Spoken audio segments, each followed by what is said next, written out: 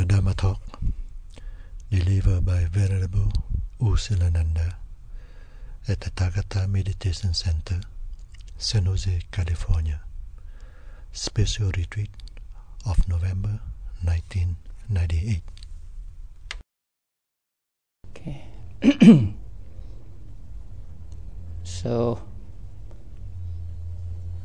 our retreat has come to an end, and I hope every yogi gets something out of this retreat, although what you get may be not what you expected. But during the retreat, you keep your minds pure, you are away from mental defilements, so you enjoy or you experience the mental seclusion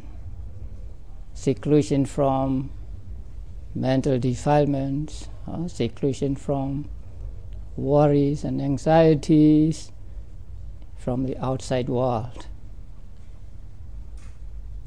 To reach the final goal is not easy, and we don't know how much longer we will have to make effort to reach that goal. Even during the time of the Buddha, even though there were people who had potential to get emancipation or to get enlightenment, did not all get enlightenment. There are many reasons that block their way to the attainment of enlightenment. It is explained to us that there are two reasons why people fail to get enlightenment, although they had the potential to reach enlightenment, and although they even get to see the Buddha. The reasons they gave are: one, lack of action or lack of exertion, and two, having a bad friend. We are, or whatever we do, we need a good friend. So by associating with a good friend, we can develop our own faculties. We can develop into reaching into higher stages of spiritual path.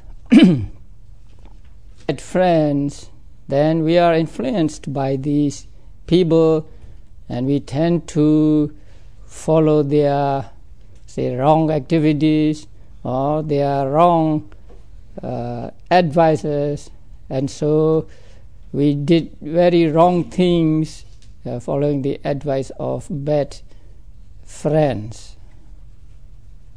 King Ajatasattu.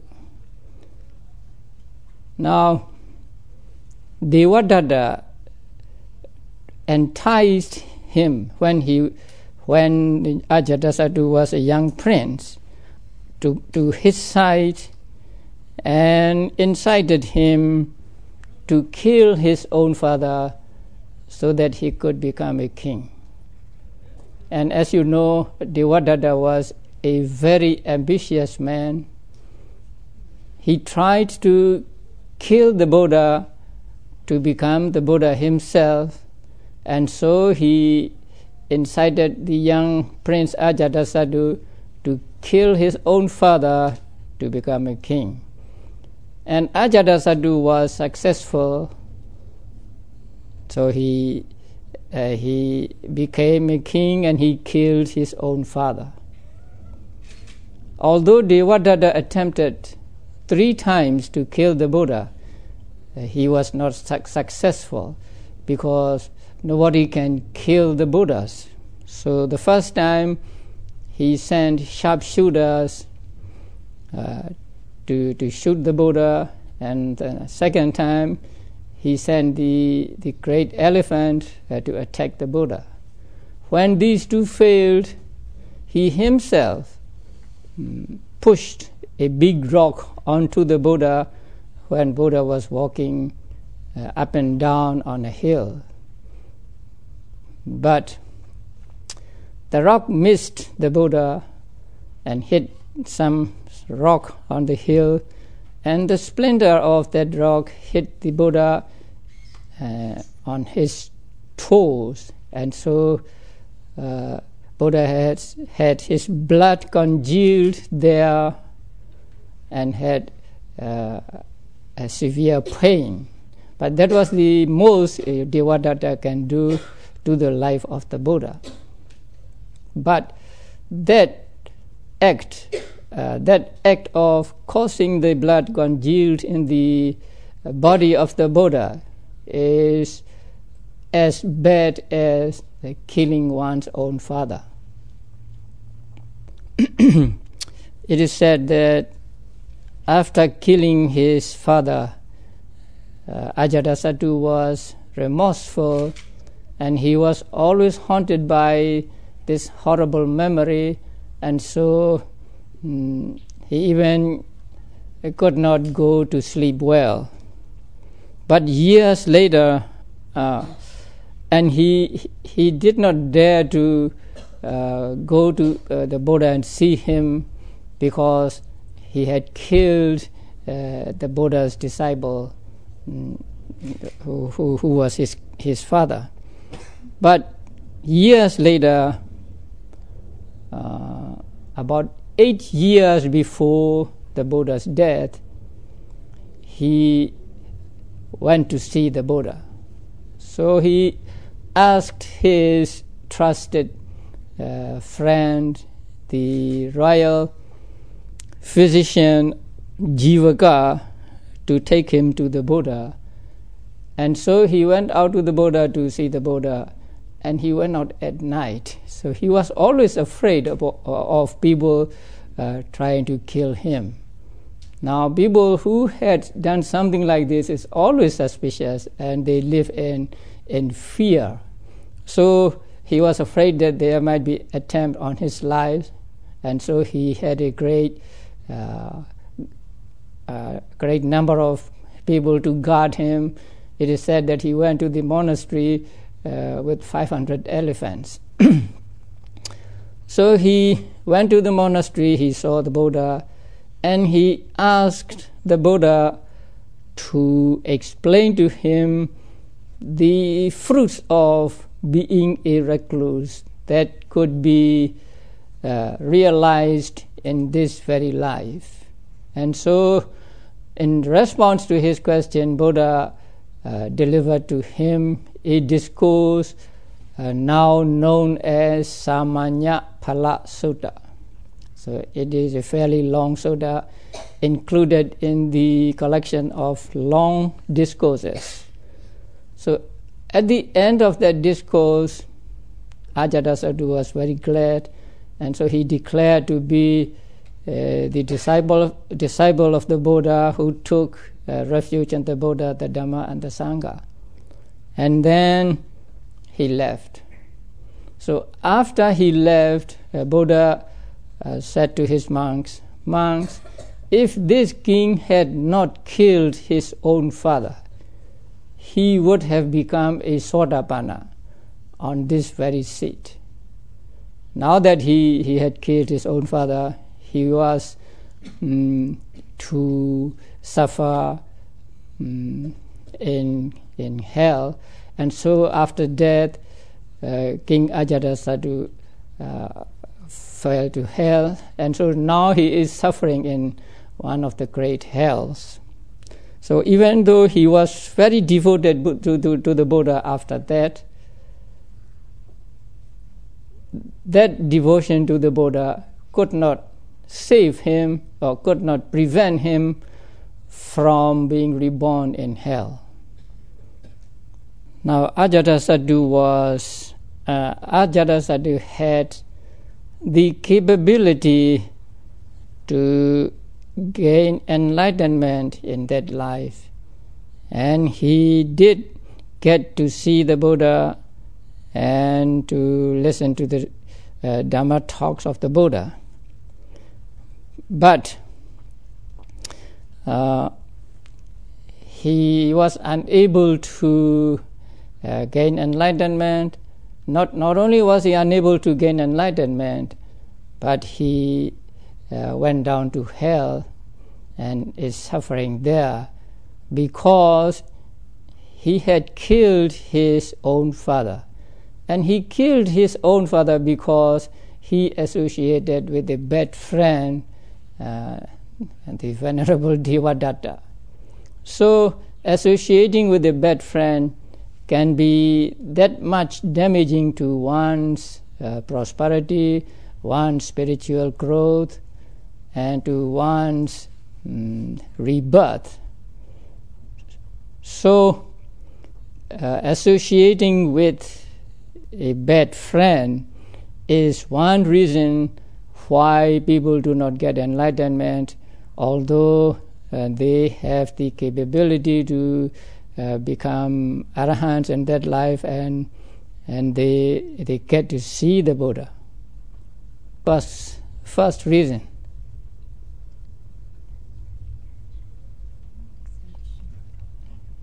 Lack of action, lack of exertion. Now, lack of action is of two kinds. Lack of action on the part of the teacher, and lack of action on the part of, let us say, students. A wandering ascetic and a lay person went to see the Buddha. And when the ascetic saw the monks surrounding the Buddha, very calm and quiet and disciplined, he was very glad, and so he expressed his gladness or appreciation of this tranquility of the monks to the Buddha. So the Buddha told him that among the monks there were arahants, sotapannas, and so on, and also those who practice the four foundations of mindfulness. When he heard this, the layperson, his name was Pissa. So the layperson said, Bhante, it's wonderful that you have taught the foundations of mindfulness to all people. Even we, he said, as laypersons, practice the foundations of mindfulness from time to time. His talk to them, telling them that there are four kinds of persons, and then asked Pissa which person he pleases him. And so Pissa answered that the fourth person pleases his mind. And then Buddha asked him why. Say he likes the last or the fourth person, and he gave reasons. And after giving the reasons, he just said, Bhante, I'm busy, so I'm now going. So the Buddha said, do what you think fit. So he got up and left. When he left, Buddha said to the monks, if Pissa would have stayed until the end of my exposition of the four types of individuals, he would have been endowed with great benefits. So that means the commentary explains that he would have become a sotapanna. But now that he left before the end of the talk, he was deprived of that opportunity. But Buddha said, although he was deprived of this opportunity to become a Sotapanna, he got some things from coming and seeing him, that Pissa got faith or devotion in the Buddha, and also he heard about the 4 foundations of mindfulness for his further practice. In this story, Pissa failed to become a Sotapanna, not because he was not endowed with the capabilities, not because he was endowed with paramis, and not because he did not see the Buddha, because he did see the Buddha and he talked to the Buddha, he listened to the Buddha, but because he left before the discourse was over. So that is non-action or lack of action on his part. That means he should have stayed until the end of the exposition. He should have listened to the exposition given by the Buddha, and he did not do that. He did not make that effort, and so for lack of effort on his part, he was unable to become a Sotapanna.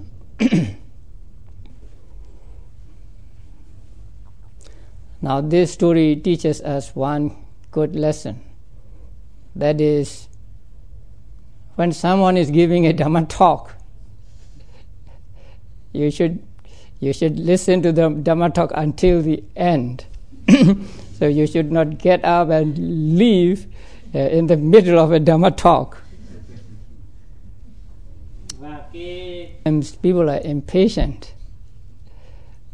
If they don't think they are not getting anything out of the talk, then they wanted to leave, and they had no patience to wait until the end of the talk, and so they lost the opportunity of getting information about the teachings of the Buddha, information about how to practice meditation and so on, and so they also lose a great opportunity by getting up and leaving before the Dhamma talk ends. People can say, "Oh, this time we are too busy and so we have to leave," but we can listen to the tapes later on. But listening a talk while it is being given and listening the recording later are different. So your frame of mind is different.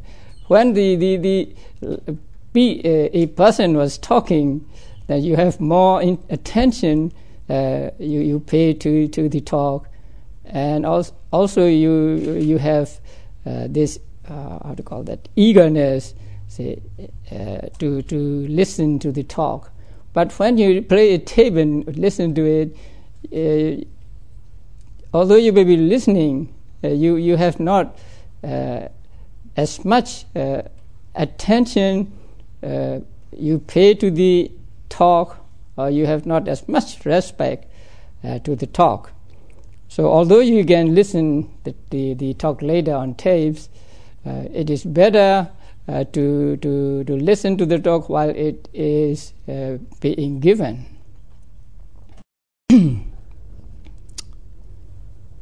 So that is the lack of exertion on the part of, say, the student or the listener. And the other one is lack of exertion or lack of action on the part of the teacher. There was a Brahmin called Janusoni. So one day the Venerable Sariputta heard about him and asked a monk whether that Brahmin practiced as heedfulness, and the answer was no. So when he met that Brahmin, Sariputta asked him, do you practice heedfulness? He said, no, Bhante, we have many things to do, and he gave 10 excuses why he was not mindful. So Sariputta talked to him the ill consequences of heedlessness.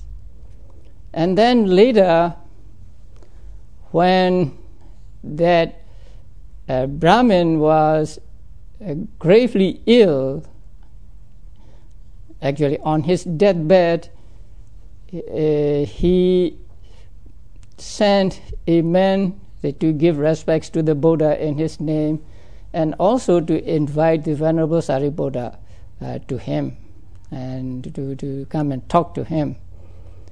So the Venerable Sariputta accepted and went to him, and then asked him whether his sickness is increasing or decreasing. And he said, my sickness is increasing. And so Venerable Sariputta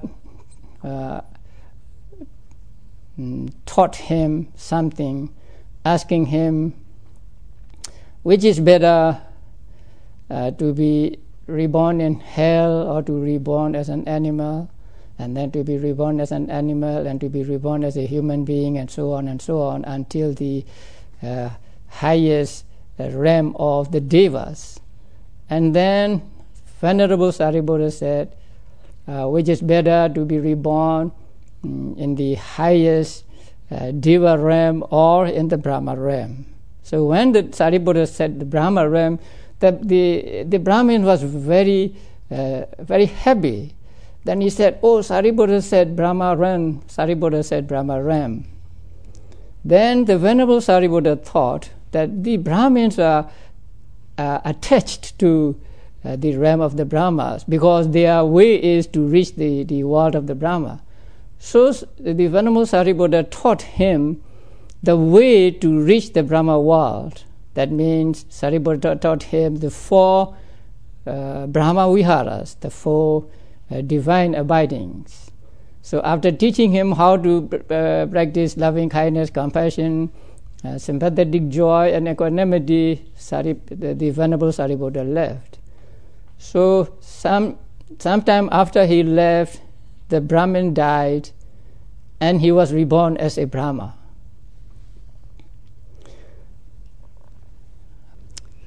Maybe Sariputta was happy when he went back to the monastery with the thinking that he had shown the Brahmin the way to the Brahma world. But at that time, Buddha was at the monastery in the Dhamma hall giving Dhamma talk to monks, and Buddha said, here comes Sariputta. Although he could do better, he has just taught the Brahmin the way to the Brahma world, which is actually inferior to becoming an arahant. Then Sariputta came to the Buddha and paid respect to him and said, Bhante, Brahmin Dhananjani paid respects to you. Then the Buddha said, Sariputta, although you can do better, you just put him on the road to Brahma world and you come back. Now, the text didn't say more about this, but the commentary explains that that was a hint Buddha gave to Sariputta. That means, Sariputta,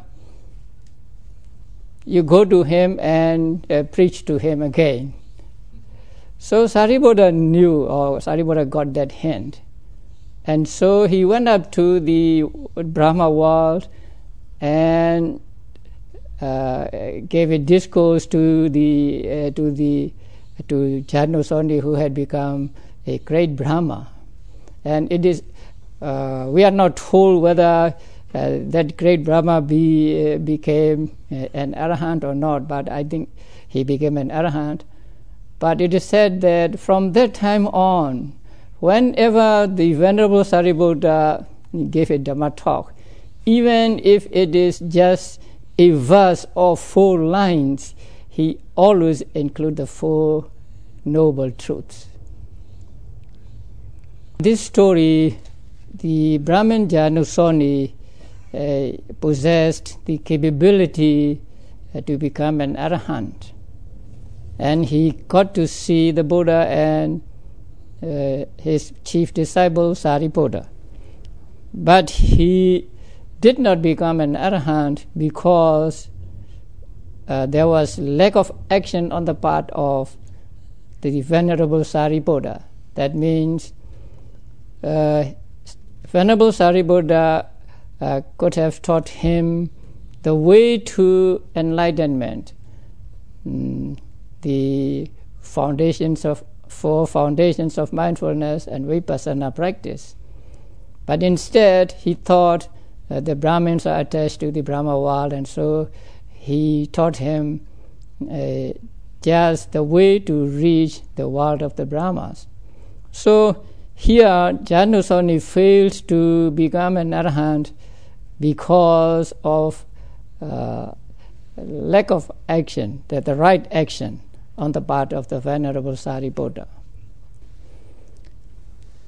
So we must remember these stories and take lessons from these stories. That is, we should not, or we must not associate with bad people, associate with people who will detract us from this spiritual path and who will take us to the ways of evil things and who will eventually take us to the 4 woeful states.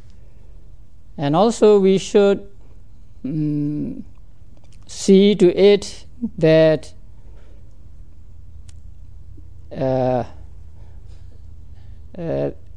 is no fault on our part. If we are students, then we will fulfill the obligations of a student. We will make effort a student should make, and if we are teachers also, we will try to lead the students to a right destination. So we should keep these stories in mind and try to avoid both the faults on the part of the students and on the part of the teachers. As teachers, we will see to it that we give you the right method, we teach you the right method of practice, and give you correct instructions. And as students, now we monks are both teachers and students. So as students, we should not be lacking in a proper effort, and we should follow the instructions faithfully. Now sometimes people come with what is called a pride in their former practices or resistance. And so when they come to a center, and then they are unable to get rid of that resistance. And with that resistance, they cannot hope to make any progress, or they cannot hope to get any benefit out of that practice. So it is important that as students or as meditators, we try to follow the instructions faithfully. So when you go to a center, then you follow these instructions given at that center and do not have any resistance or arguments or whatever. Because the instructions given at the retreats, at the centers, are built up through years, and so they are well-tested instructions. So it is important that as students, we follow the instructions faithfully and closely. The teachers want their students to follow the instructions closely and faithfully, and so the students should make effort to follow the instructions. As I said, instructions given are accumulated through the years, and so the instructions are not just one teacher's instruction. It is the instruction of the whole tradition, which has its roots in the teachings of the Buddha. So when these instructions are faithfully followed, then people begin to get results from following these instructions. So it is important that the teachers give correct guidance in the practice of meditation, and the students or the meditators should follow the guidance of the teachers. I want you to remember the instructions, and that is why I say the instructions again and again. So it may be boring to some people, but many people reported to me that it is good to hear the instructions every now and then, so that they do not forget the instructions. So instructions repeated are actually for the benefit of the meditators. And if the instructions are too often, please be patient and take them as the presence given again and again. So by practicing, by acting correctly towards the instructions, or that is by following the instructions, the yogis will be able to get the results they expect from the practice of meditation. During this retreat, first I talked about the Dhamma heritage. So we who are practicing vipassana meditation are at least making a right effort to take the Dhamma heritage of the Buddha.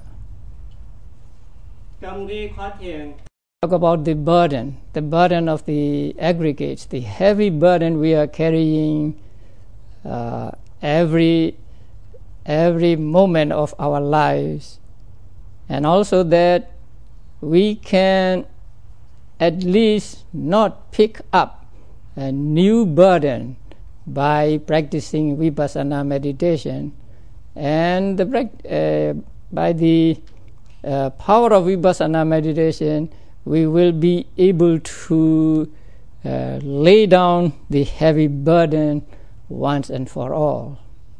Last night I talked about what to do when we have pain or when we are sick. Although I talked about all these are the teachings of the Buddha. So what you heard during this retreat are all the teachings of the Buddha related by me. So we have respect for these teachings, for these pieces of advice, and we should follow the lessons or advices given in these discourses. What heritage must we take? Dhamma heritage or material heritage? Dhamma heritage. Or we must at least make effort to take the Dhamma heritage. We want to put down the burden. Do you really want to put down the burden? If so, we have to practice vipassana meditation. So by the practice of vipassana meditation, little by little, say we make our burden less heavy. And ultimately, when we are totally successful with our practice, then we'll be able to put down the burden altogether. And when we experience pain or when we are sick, what will we do? Complain? Or angry with the sickness, or angry with people, or blaming others? No, we will not do any of these things. So we will try not to let our minds be sick, although our body is sick. So we will make effort to take the Dhamma heritage of the Buddha. We will try our best to lay down this heavy burden of 5 aggregates. And although our body is sick, we will see to it that our mind is not sick. So may we all be successful following these determinations and achieve our goal in this very life.